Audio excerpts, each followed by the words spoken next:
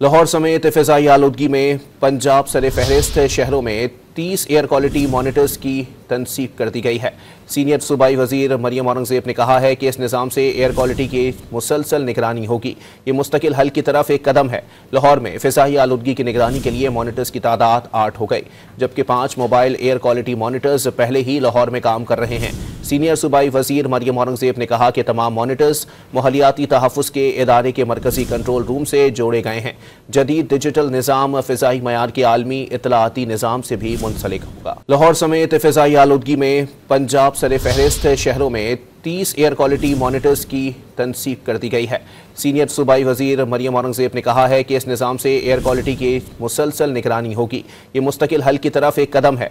लाहौर में फ़िज़ाई आलूदगी की निगरानी के लिए मॉनिटर्स की तादाद 8 हो गई, जबकि 5 मोबाइल एयर क्वालिटी मॉनिटर्स पहले ही लाहौर में काम कर रहे हैं।